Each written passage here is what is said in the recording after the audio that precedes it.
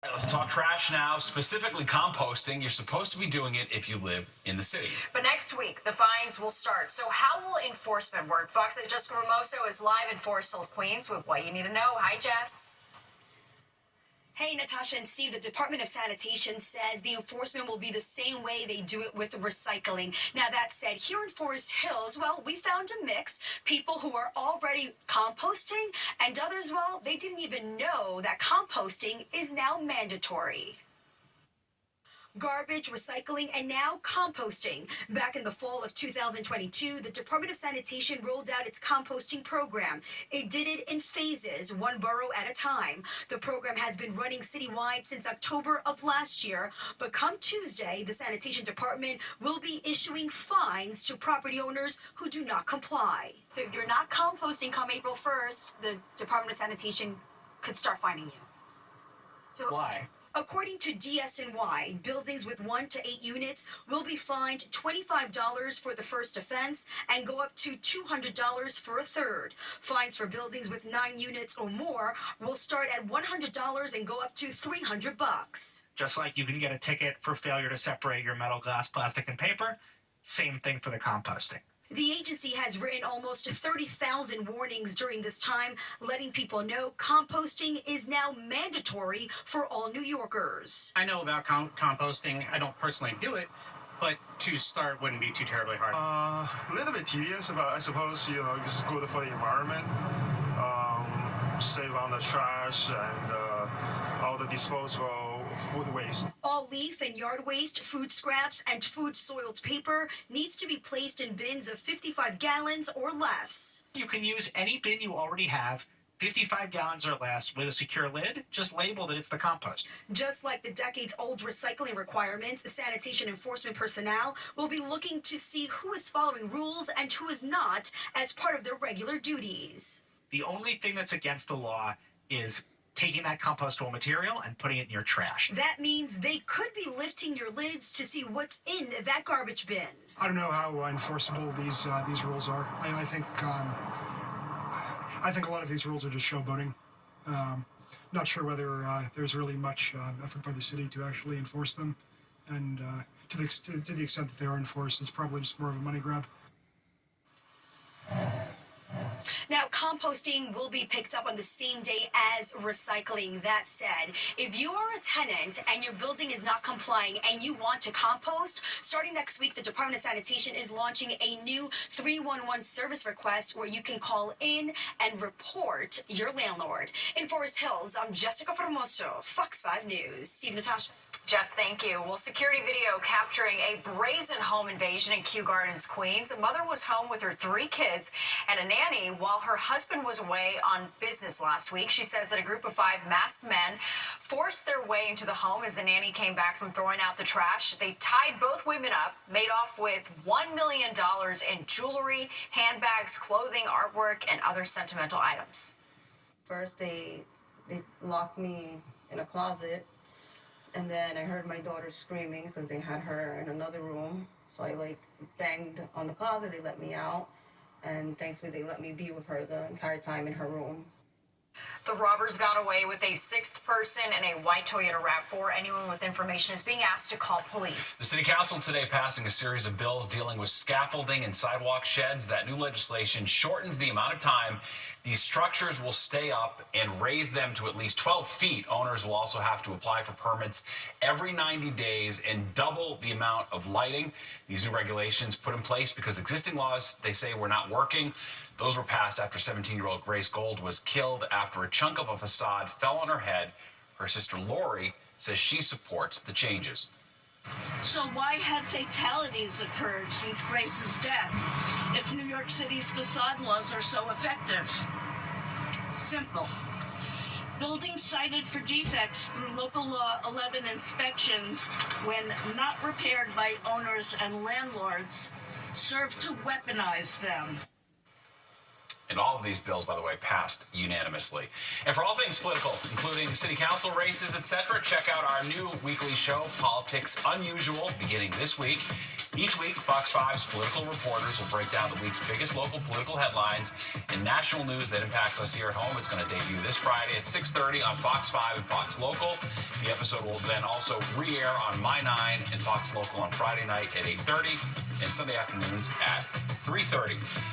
Well, remember the days when you would go into a grocery store and at the checkout, they'd ask you paper or plastic. Believe it or not, it's been almost 3 years since they banned both of those in New Jersey. But with an election coming, could it be a big issue in the governor's race? We sent Richard Jacobus to find out. Stephanie Ovshinsky left her local ShopRite in New Jersey with her arms filled with groceries. Yeah, you guessed it. She forgot her reusable bag. I have 500 of them at home and I don't need another one.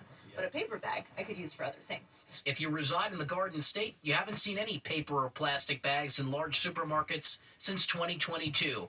So how would you feel if the former made a comeback? I miss paper bags desperately. We're going to bring back these as an option. So you can have either these or these, cheaper, biodegrade faster, or these could take up to 500 years to go away. Well, it could be in the bag. New Jersey Congressman and Democratic candidate for Governor Josh Gottheimer announcing Wednesday that if elected, he would bring back paper bags to big box stores for a 10 to 15 cent fee, giving shoppers a choice, reusable or paper. Not for a fee.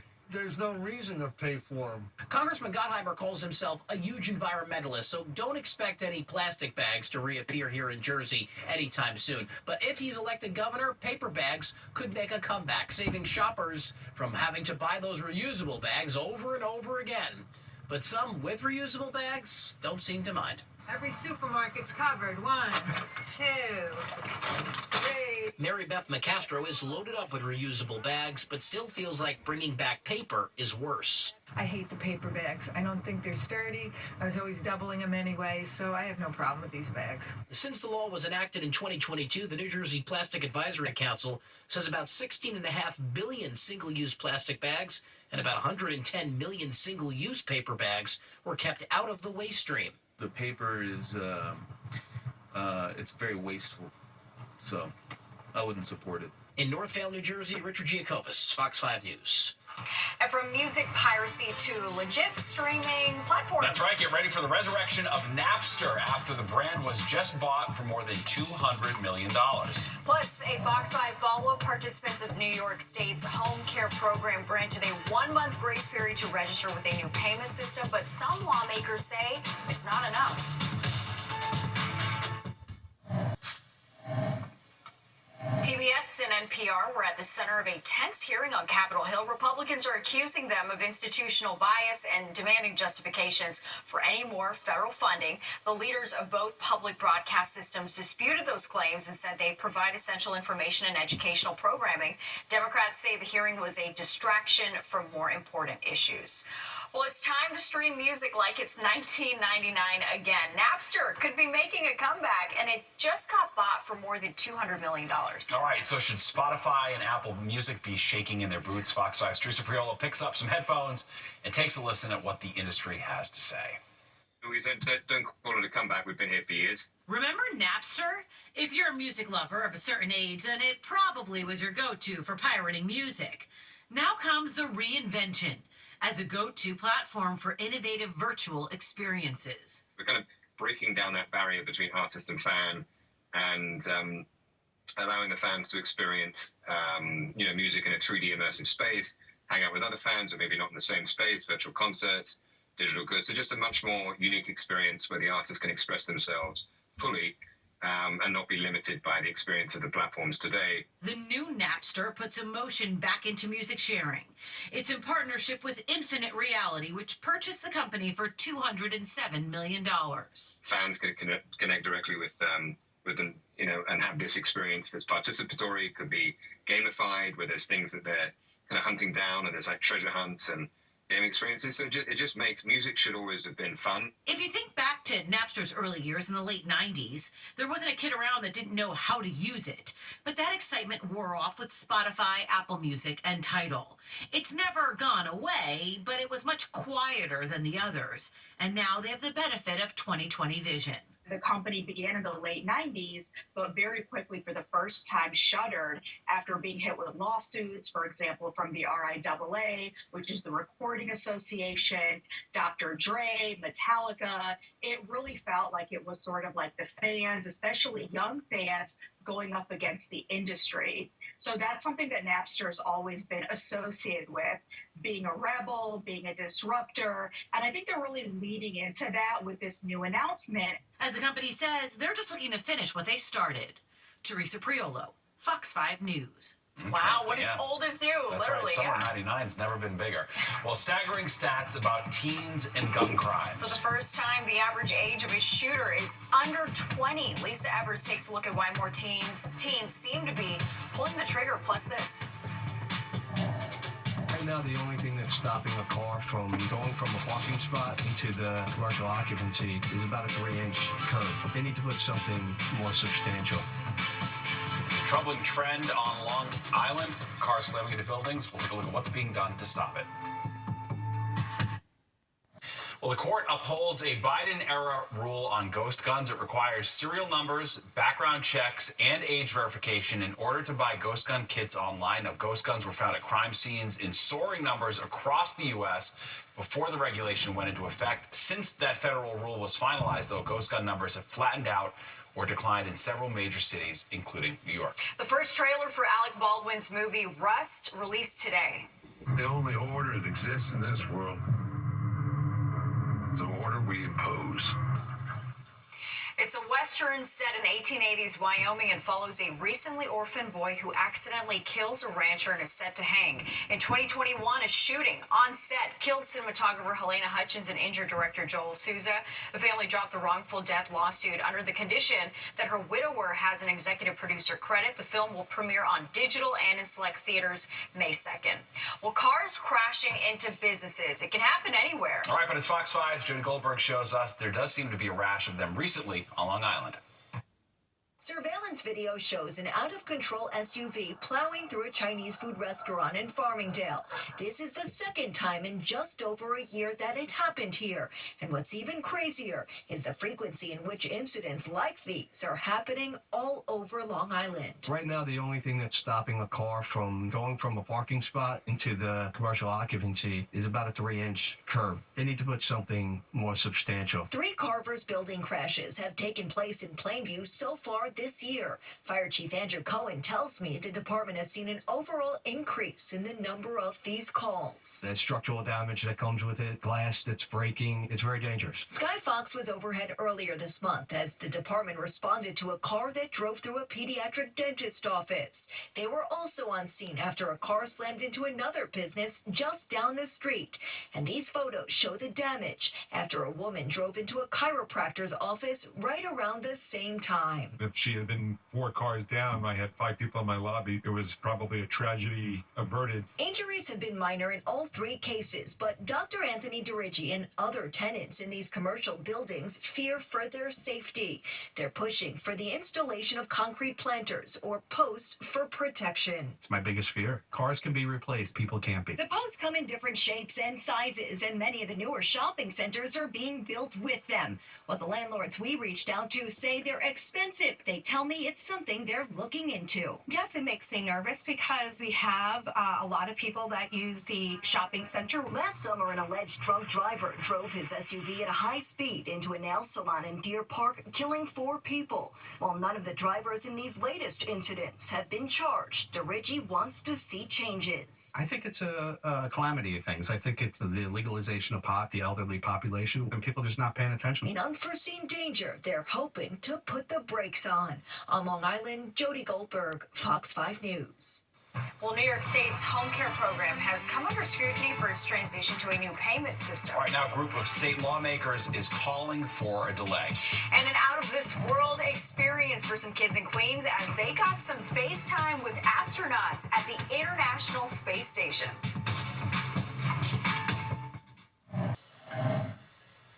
Now, an update on New York State's home care program known as CDPAP. Participants now have more time to register with a new payment system.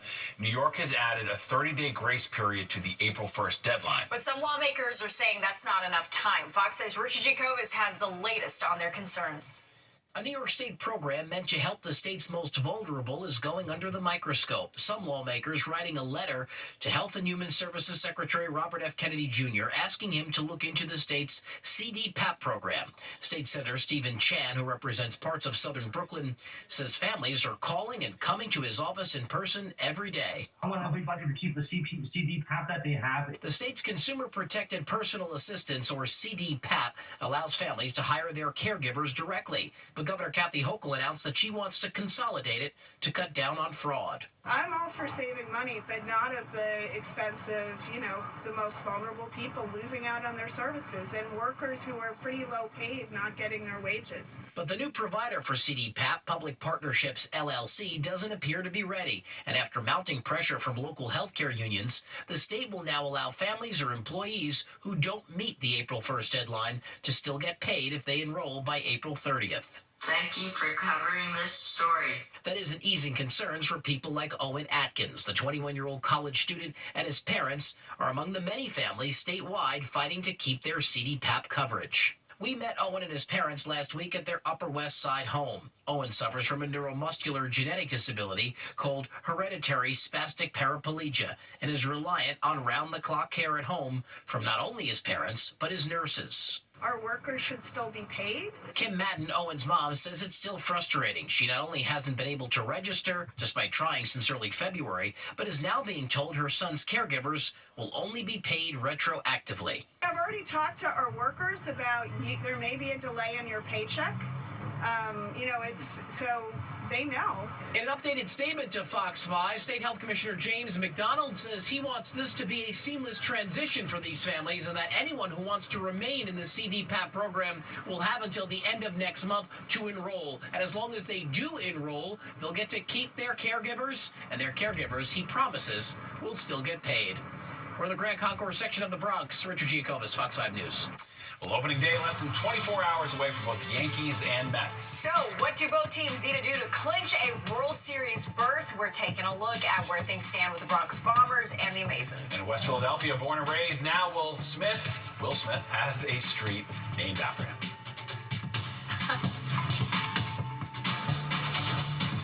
That's on Friday. Baseball is back. The boys this summer ready to officially begin their pursuit of a World Series title. Fox 5's Kendall Green shows us how the Yankees and Mets are getting ready. I'm excited. Whether it's the Yankees or the Mets, I represent New York. That's my heart. Both New York City baseball fan bases loaded with excitement after last year's World Series appearance for the Yankees and competitive play in the NLCS for the Mets. Aaron Judge and the Yankees host the Milwaukee Brewers for their home opener at Yankee Stadium Thursday. Now this year, they're going to take it all the way through. As the Bombers open their season battered with injuries, the most crucial absence in their ace Garrett Cole, out for the season. It's going to be difficult because it's not just Garrett Cole. It's Luis Gil, the Rookie of the Year last year. It's Giancarlo Stanton, a former MVP. Cole and even Clark Schmidt is starting the year on the injured list. Most of the pressure to perform on Aaron Judge with a gaping hole in their lineup, but they've made some adjustments. Fox Sports' Ken Rosenthal. They brought in Paul Goldschmidt, a veteran player who is quite accomplished in his career but older, and Cody Bellinger, who is a talented guy. So they have some solutions offensively. Meanwhile, the Mets are heading to Houston to face the Astros with their newly signed former Yankee Juan Soto. The Mets could prove either they took the lucky charm from the BX and brought it back to Queens. They invested. Let's see if it's going to work or not. They've raised their profile after their deep playoff run falling to the world champ LA Dodgers in the NLCS. But they're battling some key injuries as well. And they're going to start the season without their catcher, Francisco Alvarez, two of their starting pitchers, Sean Manaea and Frankie Montas. With Soto and with Pete Alonso back, the offense should be really good. Their biggest test early this season, their starting pitching, with the division shaping up to be steeply competitive. Fans just excited baseball's on its way back to the city. We want them to bring the heat all the way from Florida. The city need that heat. We need the Yankees here. We're bored. We need baseball back over here in the BX. We definitely need the Yankees back. Kendall Green, Fox 5 News. I mean, keeping it real. For sure, yeah, bring and baseball that's back. opening day weather they had there, Nick. They Yeah. were all in their winter coats playing tonight under the lights. That's pretty much how it goes. Well, it's cold tonight. I mean, we're in the upper 30s, about 40 right now as you go into the Bronx, so that's for sure. Tomorrow, though, we should be around or just about 50, 51 or so when the game gets going. So with sunshine, too, beautiful day. Just a touch breezy at times, but It's an out-of-this-world experience for a group of New York City school kids. That's right. Fox 5's Meredith Gorman takes us to Queens, where students got to talk with astronauts who were live from the International Space Station. Students at Richmond Hill High School in Queens got an incredible opportunity on Wednesday. They were able to hop on a call with astronauts who are in space right now at the International Space Station and get their questions answered. It's really nice to be able to do this and get my questions answered because I've always really loved space. So the opportunity to have this was something I've always dreamed of. NASA astronauts Anne McLean and Nicole Ayers answered the call and shared what it's like up in space, with a handful of students being selected to ask questions which range from what the food is like in space to scientific questions. My question was like how the International Space Station gets powered. It was pretty much like me knowing what else the space station is capable of too. My question was, how does it feel to see space in such a different light compared to us here on Earth? And does it ever make you question how much we still don't know about space? Students in grades 9 through 12 interested in STEM careers attended the session and got to see that dreams of working for a company like NASA isn't a far-off dream. It puts 1 degree of separation between regular high school kids and astronauts who are doing research on the space station. And our students really want to know what are the jobs that they can get in that field, and how does math come into play? How does science get into play? And that really encourages them to do well in their other subjects because you have to get there, and we're showing them the route. Meredith Gorman, Fox 5 News. That's fantastic. And it's also great not seeing Butch and Sonny still up in the International Space Station. Some new astronauts cycling through, finally. All right, well, there's more of the 10 o'clock news straight ahead. But first, here's a look at what's coming up next on Good Night New York. The Fresh Prince of Bel-Air returning to his roots, Philadelphia. Will Smith, honored by the city. A portion of a street that runs past his high school was renamed Will Smith Way. The actor-rapper was on hand for the big celebration. The Will Smith way is encompassed in the lessons that I got from my father, my mother, and my grandmother. And I think about them as a triangle that represents the Will Smith way. All right, Smith will release his 5th studio album based on a true story on Friday. It's his first music project in 2 decades. Wow, very cool. Yep, and that does it for us tonight. If you missed any part of the 10 o'clock news, you can always catch an encore on our free streaming app, Fox Local. Where you can stream our newscasts anytime. Have a great night. We'll see you tomorrow.